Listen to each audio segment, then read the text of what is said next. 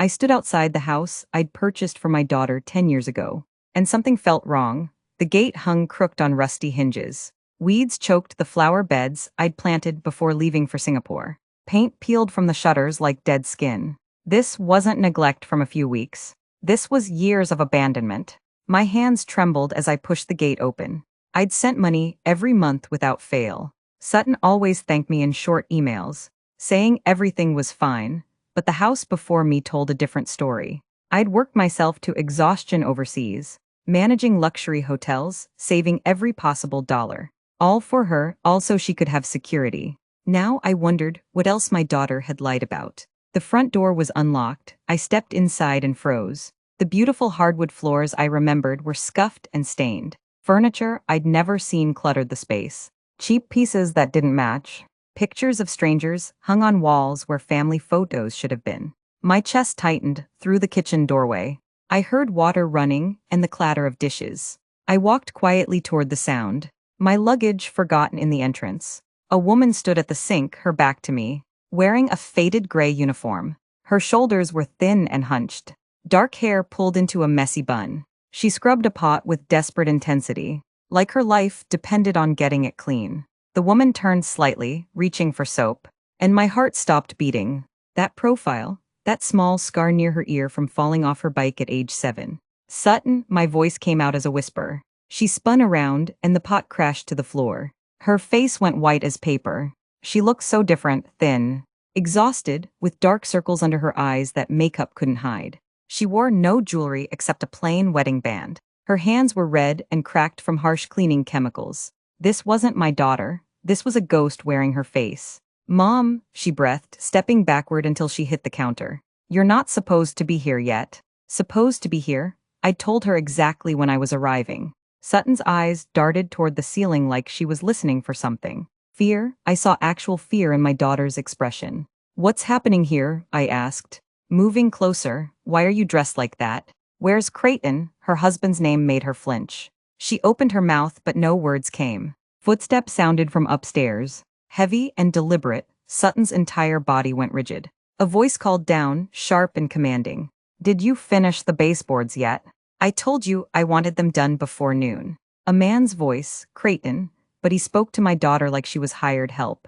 Not his wife. Sutton wouldn't meet my eyes. Creighton appeared in the doorway, talking on his phone, laughing about golf scores. He wore expensive clothes and a watch that probably cost more than a car. When he saw me, he stopped mid-sentence. His smile vanished. He ended the call without saying goodbye. "Darling," he said, recovering quickly, forcing warmth into his voice. "We weren't expecting you until tomorrow." Another lie. I'd confirmed my arrival date 3 times. "Clearly," I said, looking pointedly at Sutton's uniform. "What exactly is going on in my daughter's house?" Creighton's jaw tightened, but he kept smiling. "It's actually our house now. Sutton signed it over to me after we married. More practical for tax purposes." My blood went cold.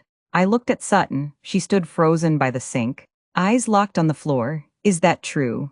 I asked her directly. She nodded once. A tiny movement. Creighton stepped between us, still wearing that terrible smile. "Sutton's been dealing with some issues. Mental health struggles. The doctors suggested keeping her busy helps with anxiety. She likes feeling useful around the house." Lies. Every word dripped with lies. My daughter wasn't cleaning because it helped her anxiety. She was cleaning because he made her. I could see it in the way she wouldn't look at him, in how small she made herself in his presence. "I'd like to speak with my daughter alone," I said firmly. Creighton's smile finally cracked. "That's not really convenient right now," Creighton said, glancing at his watch. "I have clients arriving in an hour. Sutton needs to prepare refreshments." He looked at my daughter. "Don't you?" "Sweetheart," Sutton nodded again. That same lifeless gesture. She turned back to the sink and picked up the fallen pot with shaking hands. I couldn't believe what I was seeing. This man had turned my intelligent, vibrant daughter into a servant in her own home. "Sutton, put that down," I said quietly. She hesitated, the pot hovering over the soapy water. Creighton's expression darkened. "Mom, it's fine," Sutton whispered, still not looking at me. "I'm fine. Everything's fine," but her voice broke on the last word. I pulled out my phone. "I'm calling Paloma." My sister was a family law attorney. Creighton's face changed completely. The fake warmth disappeared. replaced by cold calculation. That won't be necessary, there's no family emergency here. Your daughter is a grown woman making her own choices. If she wants to maintain her home, that's between her and me. He emphasized the word her, reminding me he claimed ownership of this house. My house, the one I'd worked 16-hour days to afford. Sutton finally looked up and I caught her eye. She gave the tiniest shake of her head. A warning, she was terrified of what he'd do if I pushed further right now. I understood, this required strategy, not confrontation. You're right, I said, forcing my voice to sound accepting. I'm tired from traveling. Maybe I'm seeing things that aren't there. Creighton relaxed slightly. Exactly. Jet lag can really mess with perception. Why don't you go get settled at a hotel? We'll have you over for dinner tomorrow. Properly, he wanted me gone. Out of his house where I couldn't watch, couldn't question, couldn't protect my daughter. I nodded slowly. Which hotel do you recommend?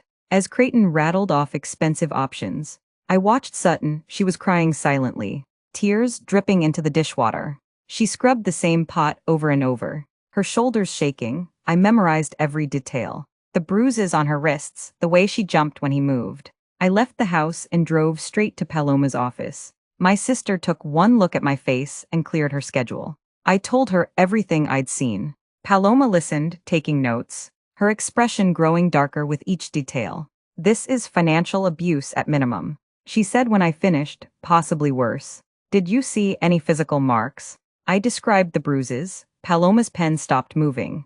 We need to move carefully. If he's controlling the house, he might control bank accounts, her identification, everything. Does Sutton have her own money? I thought about the transfers I'd been sending. Thousands of dollars over 10 years. I've been depositing into her account monthly. She should have substantial savings. Paloma pulled up banking databases, using her legal access. She searched for accounts under Sutton's name and social security number. Her face went pale. Darlene, there's no account, nothing under her name at all. My stomach dropped. That's impossible. I have the account number. I've been sending money for a decade. Paloma looked at me with pity. What's the account number? I showed her my phone records. She typed quickly, then shook her head. This account belongs to Creighton Marsh. Solely in his name. Every dollar you sent went directly to him. The room tilted. 10 years of sacrifice. 10 years of overtime and missed holidays. Every penny had been stolen by the man who was supposed to love my daughter. Can we prove he intercepted the money? I asked, gripping the desk. Paloma nodded. The transfer records show clear intent. You labeled every payment for Sutton. He committed fraud by accepting money designated for someone else. That's prosecutable. She pulled up more screens. But there's worse news. The house is fully in his name. He refinanced it 3 times. Pulling out equity, he owes more than it's worth now. My house, my down payment, my sacrifice. He'd stolen it all and buried my daughter in debt she didn't even know about. What can we do? I asked. Paloma's expression hardened. We're going to get your daughter out, and we're going to make sure he pays for every single thing he's taken. That night, I sat in a hotel room planning. Paloma had explained we needed evidence and careful timing.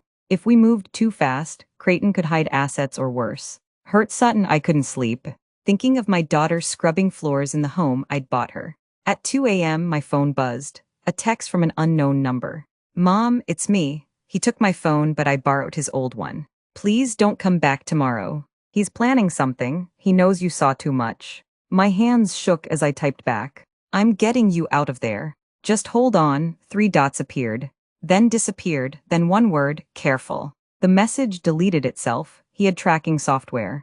Even her secret plea for help wasn't safe. The next morning, Paloma and I met with Detective Rains, someone she trusted from domestic violence cases. I showed him photos I'd secretly taken of the house. Of Sutton's condition, he listened with a grave expression. This is complicated, he said finally. She's not reporting abuse herself. Legally, she's an adult in her own home making choices, even if those choices are coerced. Frustration burned in my chest. So we do nothing? Detective Rains shook his head. I didn't say that. The financial fraud is clear. We can investigate that angle. If we find evidence of coercion or threats, we can act faster, but I need you to do something difficult. He looked at me seriously. You need to go to that dinner tonight and act normal. Wearing a hidden recording device felt like something from a movie. But Detective Rains insisted. Get him talking about finances, about how he manages the household. Let him brag, men like Creighton loved bragging. I'd arrived at 6 p.m. exactly. Sutton answered the door wearing a nicer dress, but her eyes were still hollow. "Hi, Mom," she said, hugging me stiffly. I felt how thin she'd become. Creighton appeared behind her. "All charm, Darlene, come in. Sutton made your favorite pot roast." Made it while cleaning his baseboards and serving his clients. I thought the dining room looked perfect. Candles, fancy plates, expensive wine. All a performance. We sat and Creighton poured wine, talking about his successful real estate business. I forced myself to smile and ask questions. Business must be good if you could refinance the house multiple times. I said carefully. Creighton's chest puffed with pride. "Oh yes, I've pulled nearly 200,000 in equity. Smart investment moves, the property's in my name." "So it was simple," he said it casually, admitting theft without realizing. Sutton stared at her plate, and Sutton's comfortable with these decisions. I asked. Creighton laughed, reaching over to pat my daughter's hand possessively. "Sutton doesn't worry about finances. That's my job. She focuses on keeping our home running smoothly. Traditional values, you know." Traditional values, code for control. I watched him squeeze her hand too tight. She didn't pull away, she'd learned not to. "The money I sent must have helped," I pressed gently. Creighton's smile got sharper. "Very helpful, consider it rent for the early years. After all, Sutton was living in your house before we married. Only fair she contributed, rent." He called my gift to my daughter rent, and admitted keeping money sent explicitly for her. The recorder captured every word. Sutton suddenly stood, her chair scraping. "I need to check the dessert." She practically ran to the kitchen. I excused myself and followed. I found her gripping the counter. Breathing hard. "Sutton," I whispered. She turned and tears streamed down her face. "I wanted to tell you, every day for 10 years. I wanted to tell you, but he said if I contacted you, if I told anyone, he'd make sure you lost everything too." "Tell me everything," I said, pulling her into a corner where we couldn't be seen. Words poured out of her. How Creighton seemed perfect at first. How he convinced her to sign over the house before the wedding. Calling it romantic. How he took control of the money I sent, saying he was investing it for their future. How he gradually isolated her from friends. How the criticism started, then the punishments. How he made her quit her job and become his housekeeper, saying real wives served their husbands. "He never hits me," Sutton whispered. "He just makes rules, so many rules. And if I break them, he takes things away. My phone, my car keys, food sometimes. Emotional abuse, financial abuse, total control." Creighton's voice called from the dining room. "Everything okay in there?" Sutton's eyes went wide with panic. I squeezed her hand. "Tomorrow morning. He goes to his office at 9. "Right," she nodded. "Be ready. Pack nothing, just be ready to leave." Hope and terror fought in her expression. "He'll find me." "No," I said firmly. "He won't. Trust me one more time." We returned to the table with dessert. I finished the meal making small talk, playing the role of the accepting mother. When I left, I hugged Sutton tight and whispered. "Tomorrow," she squeezed back once. Outside, I called Paloma. "We move tomorrow. Get everything ready." My daughter had suffered for 10 years, that ended now. The next morning, Paloma, Detective Rains, and I arrived at the house at 9:15 a.m. Creighton's car was gone. Sutton opened the door, still in her cleaning uniform, holding a single photograph of her father, who'd passed away before her wedding. "That's all I want," she said. We had a moving truck within 2 hours. We'd documented the house's condition, collected evidence of the refinancing fraud, and gotten Sutton safely to a women's shelter that specialized in financial abuse cases. When Creighton returned home to an empty house and a notice of legal action, he called my phone screaming threats. I let it go to voicemail, evidence. Over the next 3 months, everything unraveled for him. The fraud charges stuck. The court ordered him to repay every dollar I'd sent, plus damages. The house went into foreclosure. But I didn't care anymore. Sutton was free. She started therapy, got a job she loved, and slowly became herself again. 6 months later, she smiled at me over coffee and said, "Thank you for not giving up." I took her hand. "Never, you're my daughter." I'd crossed the world 1,000 times. And I meant it. She was home, really home, finally free. Sometimes the people we trust most can become the people who hurt us worst. If you see someone living smaller than they should, quieter than they used to be, controlled by someone who claims to love them, pay attention. That might be the only chance they have to escape. Don't ignore the signs, don't accept the excuses. Love doesn't control, love doesn't steal. Love doesn't make you a servant in your own home. Real love sets you free. If you or someone you know is experiencing financial or emotional abuse, please reach out. National Domestic Violence Hotline, 1-800-799-7233. You deserve freedom, you deserve safety, you are not alone. Before you go, I need to know something. What hit you the hardest, the betrayal? The moment everything fell apart? The twist you never saw coming? Drop it in the comments right now. And tell me what you want to see next. Medical fraud, family secrets, financial crimes, hidden identities. Your ideas become our next stories. If this story kept you glued to the screen, hit that like button. If you want more shocking true stories that expose the truth, subscribe and turn on notifications so you never miss what's coming next. Thanks for letting me share this story with you. The next one drops soon, and it's going to shake you even harder. See you there.